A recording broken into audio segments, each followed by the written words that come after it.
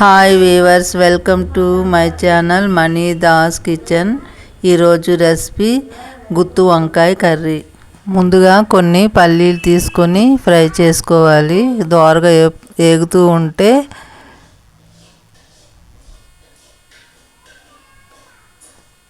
కొంచెం నువ్వులు తీసుకొని వేసుకోవాలి, కొంచెం జీలకర్ర వేసుకోవాలి, కొంచెం దోరగా వేపుకోవాలి. కొబ్బరి పొడి వేసుకోవాలి, కొంచెం ధనియాలు వేసుకోవాలి, కొంచెం దాల్చిన చెక్క వేసుకోవాలి, ఒక 4-5 జీడిపప్పులు వేసుకోవాలి. ఫ్రై చేసుకోవాలి అన్నమాట. ఇలా చేసుకొని మొత్తం అన్నీ మిక్సీ చేసి ఇలా వేయించుకొని మిక్సీ గిన్నెలోకి తీసుకోవాలి. మిక్సీ దాంట్లో కొన్ని తెల్లుల్లి రెబ్బలు వేసుకోవాలి,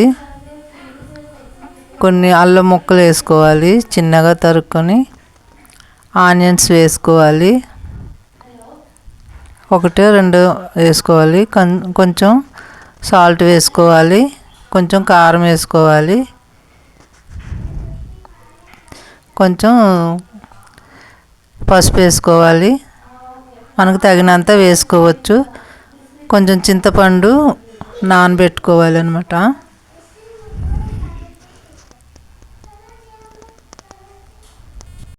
ఇప్పుడు వంకాయలు కడుక్కోవాలి. చిన్నవి నేను వైట్వి తీసుకున్నాను, అందరూ బ్లాక్ తీసుకుంటారు.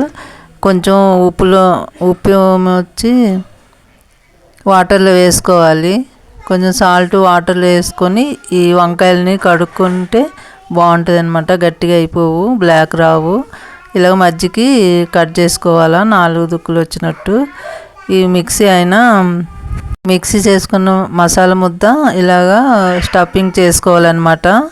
వంకాయ మధ్యలో అన్నిటికీ ఇలాగా స్టఫింగ్ చేసుకోవాలి, మొత్తం లోపల అంతా ఉన్నట్టు. తర్వాత కళాయి వేసుకొని స్టవ్ వెలిగించుకొని ఆయిల్ వేసుకోవాలి. ఆయిల్ వేసుకొని స్టఫింగ్ చేసిన వంకాయలు ఉన్నాయి కదా, అవి ఇలా వేసుకొని ఫ్రై చేసుకోవాలి.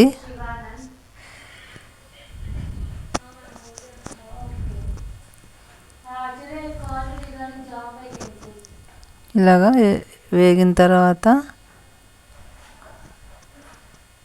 చిన్న ఫ్లేమ్ మీద పెట్టుకొని మూత పెట్టుకోవాలి. ఇప్పుడు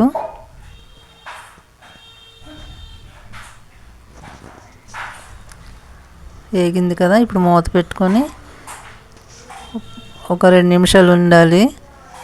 ఉన్న తర్వాత మళ్ళీ మూత తీసేసుకొని ఇలాగ మనము రుబ్బుకునేది ఉన్నది కదా మసాలా ముద్ద పక్కన, అది మళ్ళీ వేసుకోవాలి. స్టఫ్ చేయగా మిగిలింది ఉంటుంది కదా, అదనమాట. వేసుకొని ఇలా ఫ్రై చేసుకోవాలన్నమాట.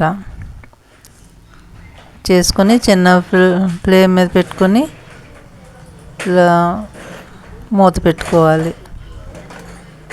మూత పెట్టుకొని ఒక 2-3 నిమిషాలు ఉండాక మళ్ళీ తీసుకొని కలుపుకోవాలన్నమాట. ఫ్రై అయింది కదా, ఇప్పుడు బాగా దగ్గరికి వచ్చింది.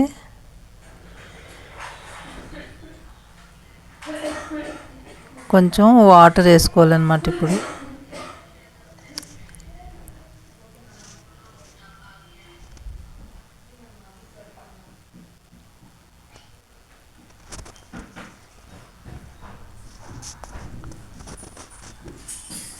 కొంచెం వాటర్ వేసుకొని కలుపుకోవాలి. కసూరి మేతి ఉంటుంది కదా, కొంచెం వేసుకోవాలి. ఇలా వేసుకొని మూత పెట్టుకోవాలి. కొంచెం ఇంగువ వేసుకోవాలి. వేసుకున్న వాళ్ళు వేసుకోవచ్చు, ఇష్టం లేని వాళ్ళు వేసుకోకపోయినా పర్వాలేదు. అయిపోయింది గుత్తి వంకాయ కర్రీ. ఇప్పుడు అన్నంలోకి తీసుకుని